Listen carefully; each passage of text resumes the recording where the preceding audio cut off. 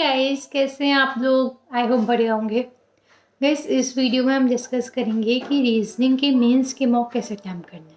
ठीक है, हमने प्रीवियस बहुत डिस्कस कर लिया, मेंस पे आते हैं।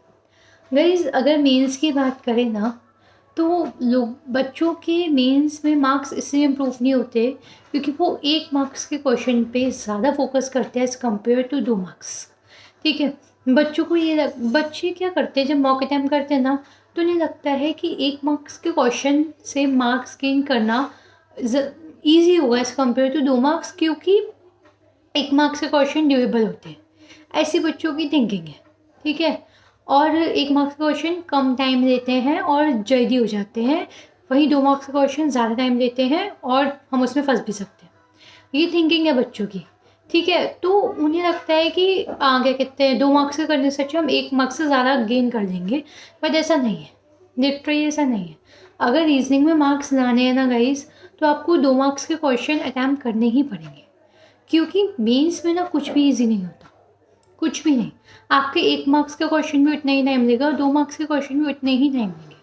हो सकता है थोड़ा ज़्यादा ले लें, ठीक है। बाकी अगर आप इनपुट आउटपुट भी जाओगे तो वो भी आपका टाइम लेगा, क्योंकि उसमें अलग अलग स्टेप है। अब कितने क्या कहते हैं, एक स्टेप मिल जाएगा, 2 कहीं ना कहीं एग्जामिनर इनपुट आउटपुट के एक आधे स्टेप में आपको फंसाएगा। ठीक है, और क्रिटिकल करने जाओगे तो क्रिटिकल में पता है क्या होगा, नेगेटिव होने की चांस बहुत ज़्यादा बढ़ जाते हैं। और अगर 1 मार्क्स की पजल करने जाओगे ना, तो चाहे 1 मार्क्स की पजल हो चाहे 2 मार्क्स की, डिफ़िकल्टी लेवल ऑलमोस्ट सेम होता है। अब आप लोग मेरी बात पे यकीन नहीं करोगे, बट मैंने खुद ने इतने मेंस के मॉक दिए हैं ना, बहुत। डिफ़िकल्टी लेवल ऑलमोस्ट सेम होता है। ठीक है, और बल्कि 1 मार्क्स के 2 मार्क्स के पता है क्या होता है, आप जो दिखने में बहुत ज़्यादा टफ लगती है ना कि इसमें 4 वेरिएबल हैं, ये तो बहुत टफ है, वो लिटरली बहुत ईजीली बन जाती है।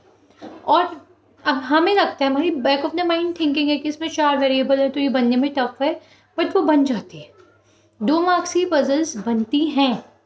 और अगर मैंने IBPS PO में क्या, IBPS PO और क्लर्क दोनों में 2-2 मार्क्स की ही पजल्स बनाई है।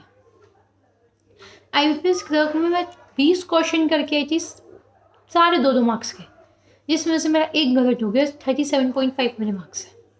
लिटरली अगर आपको इस लेवल पे पहुंचना है ना, तो आपको ज़्यादा से ज़्यादा 2 मार्क्स के पजल करने की कोशिश करनी पड़ेगी। हो सकता है आपके 1-2 मॉक ख़राब हो जाए, हो सकता है आपके क्या कहते हैं आपका मोटिवेशन डाउन हो जाए, हो सकता है आप पजल्स में 2-2 मार्क्स में आप फंसे, आप ये सोचें कि यार नहीं हो रहा, पर बिलीव मी, अगर आप उसे हैबिट बनाएंगे तो वो होगा। एग्ज़ाम में फिर आप 2 मार्क्स की पजल्स कर लेंगे, क्योंकि 1 मार्क्स और 2 मार्क्स दोनों की पजल उतनी ही डिफ़िकल्ट होती है मेंस में।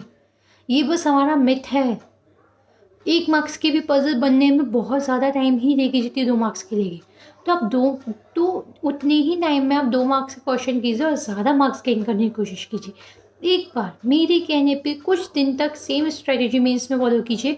2-2 मार्क्स के क्वेश्चन कीजिए और 2-2 मार्क्स के क्वेश्चन कीजिए। और अगर आपको लगता है कि इस 2-2 मार्क्स के पजल में आप किसी पजल में अटक रहे हैं, तब उसे छोड़िए, लेकिन ट्राई तो कीजिए, एटलीस्ट ट्राई तो कीजिए। अगर आपको सच में अच्छे मार्क्स लाने हैं तो आपको ट्राई करना शुरू करना पड़ेगा। अगर आप ट्राई ही नहीं करेंगे ना, तो लिटरली कुछ नहीं होगा। जिन जिन बच्चों ने IBPS PO दिया है उन्हें ये पता होगा कि 2-2 मार्क्स के जो पजल्स आई थी IBPS PO में, वो काफ़ी ईजी आई थी, वो ड्यूरेबल थी। और जो बच्चे पहले से बैक ऑफ द माइंड ये सोच के गए थे ना कि 2 मार्क्स के क्वेश्चन टफ होते हैं और उन्होंने वो पजल छोड़ दी, उन्हें बाद में रिग्रेट हुआ है। ठीक है, try it and thanks me later, bye.